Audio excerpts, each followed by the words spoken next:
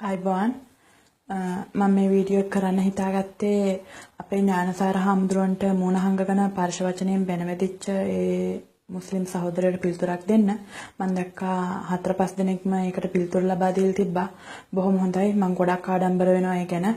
මම අපේ අනිත් සිංහල සහෝදරයන්ගෙනුත් ඉල්ලා සිටිනවා මේ සහෝදර සහෝදරියෝ සියලු දෙනාගෙන්ම බය වෙන්න එපා. මොකද කෙනෙක් මේ දෙයක් මේ කරපුවාම ඒකට වහා පිළිතුරු දීපල්ලා. නැත්තම් මේ සිංහලයා නිවටේ කියලා හිතයි. ඉතින් මම ඒ සහෝදරයට කියන්න කැමතියි ඔබතුමා ඥානසාර ස්වාමීන් වහන්සේගේ ලේබොනා කියලා කිව්වා. ඥානසාර ස්වාමීන් වහන්සේගේ ලේබොන්න කලින් ඔයාගේ ගෙදර ඉන්න කට්ටියගේ ඔයාගේ නබිතුමා පුළුවන් නම් ඔයාලා ලේ බීලා ඉන්න.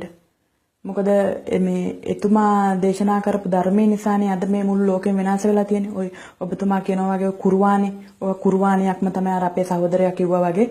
මොකද ඔය කුර්ආනේ නිසා මුළු ලෝකෙම අද පුදුමාකාර කරදරයකට මුහුණ දීලා තියෙනවා. ඒකයි කවද ඉවර වෙයිද කියලා කියන්න බෑ. අහිංසක මිනිස්සු දහස් ගාණක් එක දවසක මැරෙනවා. බලන්න ලීබියාවේ, සිරියාවේ, ඉරාකේ, ඇෆ්ගනිස්තාන්, පාකිස්තාන්, ඔය කෙනියාවේ, අරේ මේ ඔය ඉන්න IS කාර්යෝ කෙනා දැන් අර ඊයේ පෙරේදා මේ රුසියාවේ ෆ්ලයිට් එකකට ගැහුවා. එතකොට අර ප්‍රංශයට ගැහුවා. මේ ඇමරිකාවේ ගැහුවා. ඒ හැම තැනම මැරෙන්නේ අහිංසක මිනිස්සුන් මොන වැරදි කරාටද ඈ ඔය කුර්ආනේ තියෙන නිසාද කොහොම මිනි මරන්නේ දැන් අපේ බුදුහාමුදුරුවෝ නම් අපිට දේශනා කළා නේ මේ හලාල් ක්‍රමයට ඌර මරපල්ලා හලාල් ක්‍රමයට හරක් මරපල්ලා හලාල් ක්‍රමයට කාපල්ලා බීපල්ලා කියලා. අනේ අපිට එහෙම දේශනා කළා නේ. අනිත් එක අපි ජාතක කළා තියෙන්නේ මේ නබිතුමා නෙමෙයි. අපේ තාත්තා බුදුහාමුදුරුවෝ නෙමෙයි. අපේ අම්මට අපේ ජාතක කළා තියෙන අපේ තාත්තා. අපේ සිංහල තාත්තා කෙනෙක්.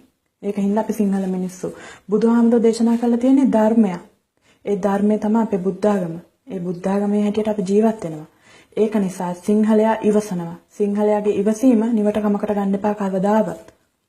මොකද සිංහලයාට බුදුහාමුදුරෝ දේශනා කරලා තියෙන ඒ ධර්මය අනුව ජීවත් වෙන මිනිස්සු මේ ඉගෙන ගන්න පොඩි කාලේ ඉඳලා සතෙක් කූඹියෙක් මරුවත් පව් සිද්ධ වෙනවා. ඒ පව් වලට වන්දි මෙලොවදිම ගෙවන්න සිද්ධ වෙනවා කියලා. ඉතින් ඒක නිසා සිංහල මිනිස්සු ගොඩක් පව් කරන්න බයයි. ඒක නිසා ඒ ධර්මයට අනුව ජීවත් වෙන්න. අපේ පන්සලකට ගිහිල්ලා බලපල්ලා. කොච්චර සැනසීමක් ලැබෙනවද කියලා බෝගහකට වාඩි වෙලා ඉඳලා. බලගේ පල්ලියට ගිහින් මරලා තෝනි දීලා අරයා මරපන් මෙයා මරපන් ක්‍රිස්තියානි එකා මරපන් බුද්ධාගම එකා මරපන් කියලා අපේ පන්සලෙන් කියලා දෙන්නේ නැහැ. අපිට කියලා තියෙන්නේ මොන જાති එකත් එක්කත් මේ සමගියෙන් හිටපල්ලා කියලා. ඒක නිසා තමයි අපේ ලංකාවේ මිනිස්සු එක්ක ඕගොල්ලෝ අදට සමගියෙන් ඉන්නේ. ඕගොල්ලන්ට පේනවා ඇති විදේශ රටවල් වල මුස්ලිම් මිනිස්සුන්ට කරන අපහාස නම්මනන්නේ. බුර්කා වඳින්න දෙන්නේ නැහැ. ඒව තහනම් කළා. මේ පල්ලි වහලා ඒ වගේ දේවල් පිට රටවල් වල කරනවා. මොකද මුස්ලිම් අන්තවාදී නිසා. අපිට මුස්ලිම් සාමාන්‍ය මිනිස්සු එක්කවත් තමිල් සාමාන්‍ය මිනිස්සු එක්කවත් කිසිම තරහක් නැහැ. කිසිම තරහක් නැහැ. අපි තරහ අන්තවාදීත් එක්ක. ඕගොල්ලන්ට මතක ඇති මේ LTT එක නිසා අවුරුදු 30 ගාණක් අපේ රටේ පුදුමාකාර මේ භයානක යුද්ධයක් තිබ්බා. ඒකෙන් මැරුණේ සිංහල මිනිස්සු විතරක් නෙමෙයි. ඒකෙන් මැරුණ දෙමළ මිනිස්සු, මුස්ලිම් මිනිස්සු, සියලුම හින්දු මිනිස්සු, සියලුම දෙනා මැරුණා ඒකේ. ඉතින් ওই අන්තවාදී කණ්ඩායම් වලට සහෝදරයා මේ ජාතියක් ජම්මයක් ආගමක් නැහැ. ඒක නිසා මම ඔබතුමාට කියන්න කැමතියි නිකන් මේ ජාතිවාදී අවස්සන් දෙපා. මේ අපේ ඥානසාර හාමුදුරුවෝ කතා වෙන්නේ මේ මුස්ලිම් සාමාන්‍ය මිනිස්සයා ගැන නෙමෙයි. මුස්ලිම් මිනිස්සු කරන මේ අන්තවාදී ක්‍රියා ගැන. එතුමාට යනකොට අරගෙන යන්න නෙමෙයි එතුමා මේ කෑ ගහලා මොර දීලා මේ රට බේර ගන්න හදන්නේ. මේ රටේ ඉපදින පරම්පරාව ඔබතුමාලගේ දරුවෝ අපේ දරුවෝ සියලුම දෙනාට මේ සමගියෙන් ඉන්න පුළුවන් වෙන්න තමයි එතුමා මේ රට හදන්න හදන්නේ. නැතුව ඔය අන්තවාදී කල්ලි වලට ඕන විදිහට මේ රට විනාශ කරන්න දෙන්නේ නැහැ.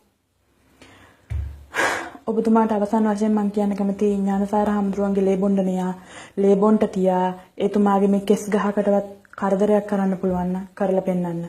ඥානසාර හාමුදුරුවන්ට අපේ ලංකාවේ සිංහලයා බුද්ධාගම්කාරයා මුළු හදවතින්ම ආදරය කරනවා. ඒක කාටවත් නවත්තන්න බෑ. අන්න එක මතක තියාගන්න. ඥානසාර හාමුදුරුවෝ අපේ බුද්ධ පුත්‍රයෙක්. එතුමාට අපි කිසි දෙයක් වෙන්න ඉඩ තියන්නේ. ඔයගොල්ලෝ හිතන ඇති අපි මේ පිටරටවල් වල ඉඳන් රංගනවා කියලා. රංගනවා නෙමෙයි දුප්පත්කමට කීයක් හරි හම්බ කරගන්න ආව තමයි. නමුත් මේ ගම රට හැරදාලා කල්ලතෝණි වගේ ඇවිල්ලා පදිංචි වෙලා නැහැ පිටරටවල් වල. ඔය මුස්ලිම් කට්ටිය අර ඈත අතීතයේ අපේ රටට ඇවිල්ලා මේ වෙළඳාම් කරන්න ඇවිල්ලා ලස්සන රටක් දැක්කහම මේ පදිංචි වෙලා දැන් ඒක වනසන්න හදනවා වගේ අපි කරන්නේ. අපි යන රටේ නම තියලා හම්බ කරගෙන ගියක් හරි අපේ රටට එනවා. අපි කාගේවත් රටවල් වල බුද්ධාගම පතුරවන්නේ නැහැ. අපි සිංහල මිනිස්සු හරිම අහිංසක මිනිස්සෙක්. ඉවසීමේ ඕන තරම් ඉවසීම තියෙනවා සිංහල මිනිස්සුන්ට.